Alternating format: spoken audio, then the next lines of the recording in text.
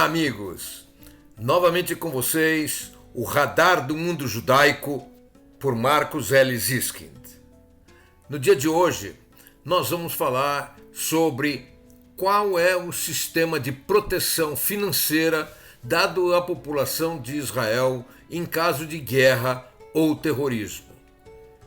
Nós temos sido perguntados, principalmente a partir das ocorrências da semana passada, na qual, durante uma boa parte da semana, grande parte da população israelense teve de ficar confinada em abrigos antiaéreos e, logo depois disso, uma batalha que durou 3 dias entre a Jihad Islâmica da faixa de Gaza e o exército israelense. Antes de entrarmos no assunto, no entanto, eu quero lhe pedir mais uma vez, não se esqueça, inscreva-se no canal se você ainda não o fez, acione o sininho, compartilhe o nosso vídeo com seus conhecidos e familiares e não esqueça de deixar o seu like aqui no YouTube, é extremamente importante para nós. Muito bem, durante uma situação de guerra ou de terrorismo, podem ocorrer uma série de danos diretos, tal como destruição parcial de uma casa, quebra de vidros, de janelas ou de vitrines de loja, queima de campos agrícolas, perdas de dias de trabalho, danos a veículos, seja por estilhaços, por fragmentos de bomba ou até mesmo por serem diretamente atingidos, danos a animais, por exemplo, por incapacidade de ordenha, etc. Como é que o governo de Israel lida com tudo isso e como é que a população, de alguma forma, possa se sentir tranquila de que os seus prejuízos serão ressarcidos? Muito bem, o governo de Israel, através da sua divisão de impostos, se preocupa em repor o dano na população em função dos atos de guerra ou atos de terrorismo. Eu vou falar agora sobre alguns tipos de danos e a forma de ressarcimento aqui em Israel. Em primeiro lugar, e o mais fácil de entender, são os danos diretos. O que são danos diretos? Danos diretos são aqueles causados por um foguete que derrubou uma parede, por um foguete que acabou por incendiar um campo agrícola, por um míssil que destruiu automóveis, etc.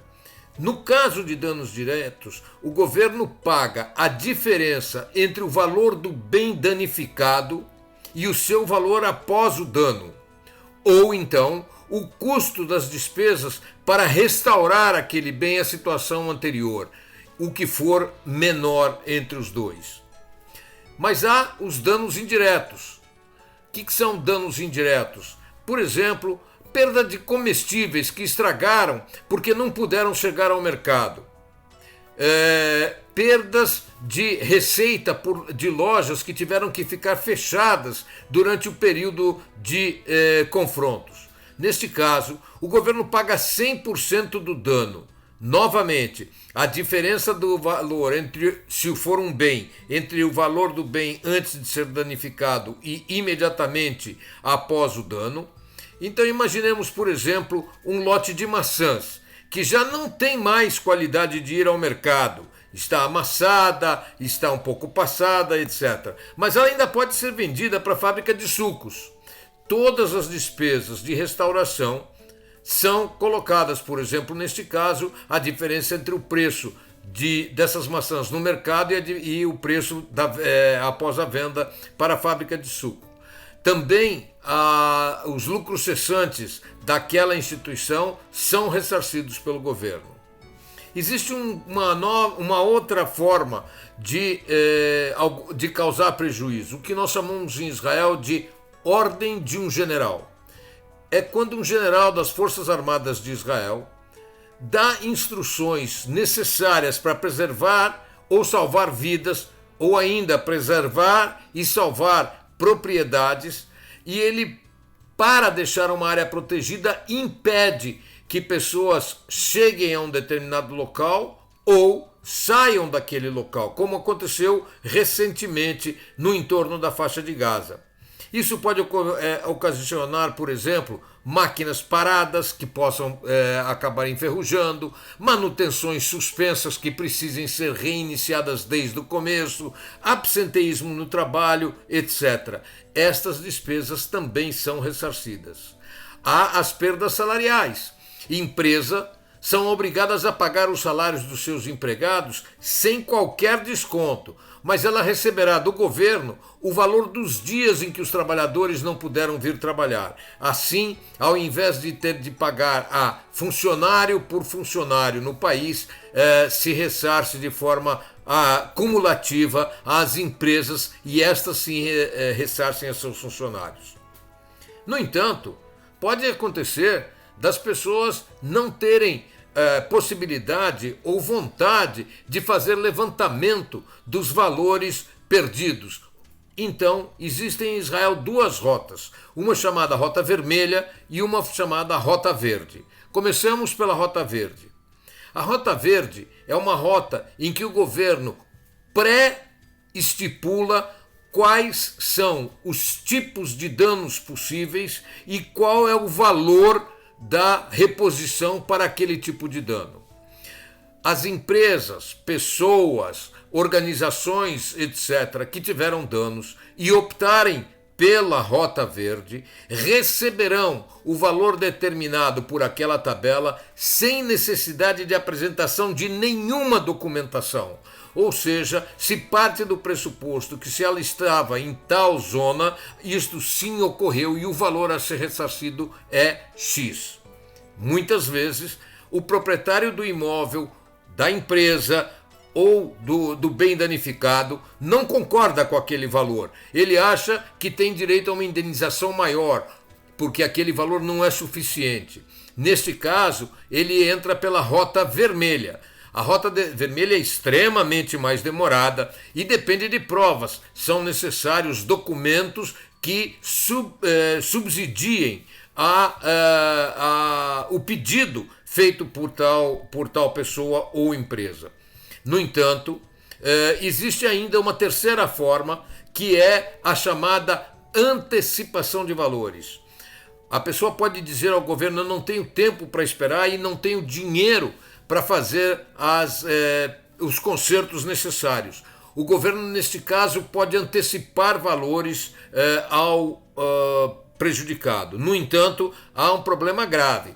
Se ao final das investigações for determinado que o valor que o governo passou àquela pessoa ou organização foi superior ao devido, estes deverão devolver a quantia a mais imediatamente ao governo, e nem sempre esse dinheiro está disponível. Então é muito importante tomar cuidado com a antecipação de valores. Qual é a forma de apresentação de reclamações aqui em Israel? A primeira e a mais comum são fotos tiradas através do celular, onde se mostra todos os bens danificados ou perdidos. Juntamente com essas fotos, se apresenta um pequeno relatório informal, onde se descreve qual foi o momento da perda e qual foi a forma da perda. Por exemplo, foi atingido diretamente, foi atingido por estilhaços, o impacto causou um incêndio, o ruído destruiu vidros e janelas, ou seja, uma descrição do que aconteceu.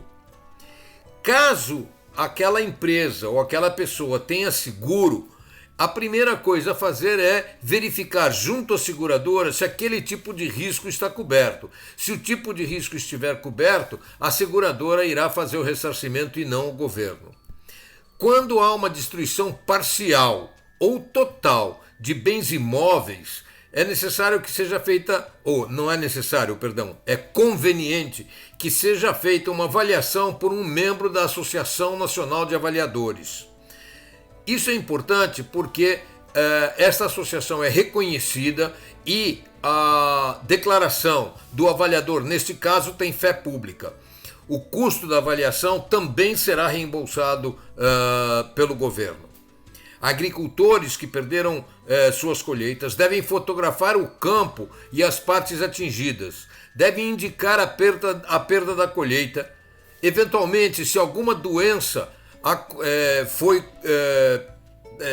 introduzida no seu campo, seja na sua plantação, seja nas suas árvores, etc., e em decorrência da incapacidade de aplicar inseticidas, fungicidas, herbicidas, etc. Geralmente, a Associação de Avaliadores de Israel e alguns escritórios de direito oferecem orientação gratuita para os prejudicados durante estas ações. É também importante ressaltar que há em Israel um espírito público muito grande. Diversas organizações informais se organizam rapidamente para ajudar estas pessoas que perderam seus bens, sua residência, seu automóvel ou seu emprego. E a solidariedade aqui no país realmente é absolutamente assombrosa para alguém como eu, que vem de um país como o Brasil, onde a solidariedade é extremamente inferior ao que se vê aqui. Amigos, por hoje é o que tínhamos a falar com vocês. Estaremos novamente na próxima segunda-feira com Notícias de Israel e na quinta seguinte, se Deus quiser, com mais um Radar do Mundo Judaico. Se você não se inscreveu, inscreva-se agora e deixe o seu like aqui no YouTube. Um grande abraço e nos veremos, amigos. Até lá!